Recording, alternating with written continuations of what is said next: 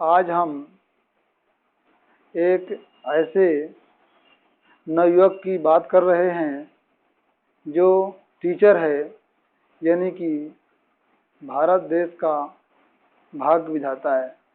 कहते हैं कि टीचर देश का भाग्य विधाता होता है, क्योंकि वह बच्चों का भविष्य बनाता है। आप खुद सोचिए कि यदि एक टीचर ही हकलाहट से पीड़ित हो तो वह बच्चों के सामने बैठकर टीचिंग कैसे करेगा, जब उसको बोलते ही न आता हो। और आप जानते हैं कि बच्चे कितने नकलची होते हैं, और यदि टीचर स्वयं ही हकलाए तो टीचर को कितनी आत्मगालीन होती होगी और वह बच्चों को कैसे डील करते होंगे। तो आइए एमपी के शाजापुर जिले के एक ऐसे युवक जो टीचर हैं और हकलाते हैं, इनका दुख दर्द इनसे ही सुनते हैं। तो आइए मिलते हैं मिस्टर राकेश जी से। जब मैं 6 वर्ष का था तो तब से मुझे हकलाहट की समस्या शुरू हो गई थी। राकेश जी, हम आपसे ये जानना चाहते हैं कि जब आप बच्चों को टीचिंग करते थे और जब आपके होंठ चिपक जाते थे, आत्मविश्वास टूट जाता था और लड़के आपको चिढ़ाते थे, तो उस समय आप लड़कों से कैसा व्यवहार करते थे और आप स्वयं भी कैसा फील करते थे? जी सर, जब मैं कक्षा में पढ़ाता था तब मुझे हकलाहट आनी स्वाभाविक ही थी। जब मैं हकलाता था तब में बच्चे हंसना शुरू कर देते थे। इससे मुझे अंदर ही अंदर गुस्सा आता था और आत्म गलानी होती थी। इससे जब वह हंसते थे तो तब मैं उन्हें शारीरिक दंड देता था।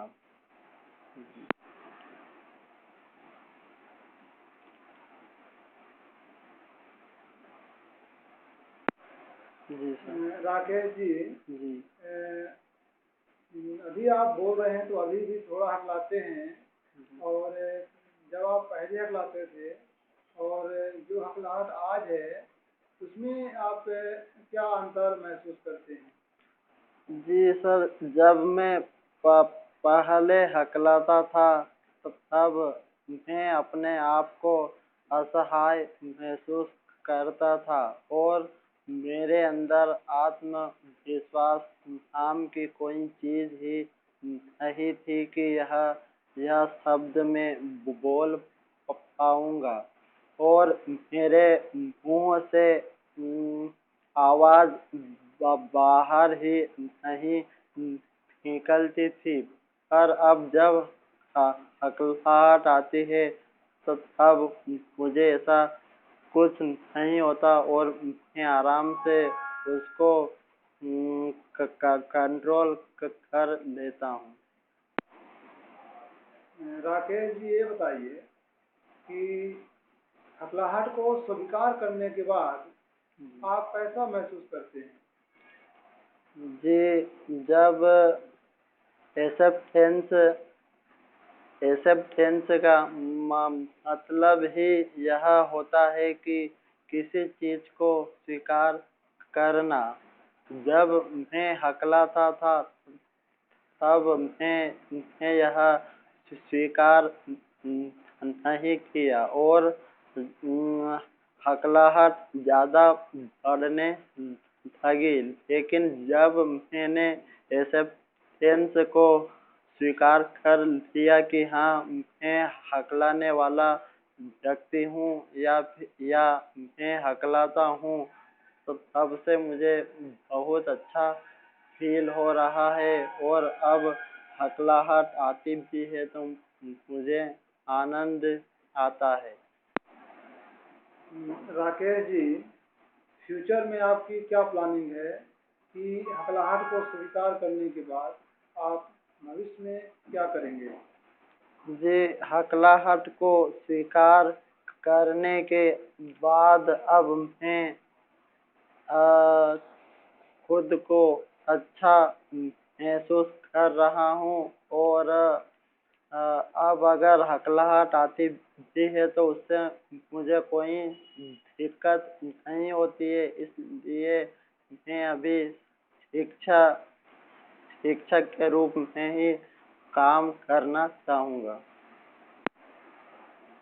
राकेश जी, ये बताइए कि हमारा समाज और सभी हकलाने वाले व्यक्ति हमेशा हकलाहट को छुपाते आए हैं और यदि वो हकला जाते हैं तो उनको ऐसा लगता है जैसे कोई पाप कर दिया हो या जब हकलाहट के बारे में कोई बात करता है तो उनको बहुत आत्म गालिन होती है।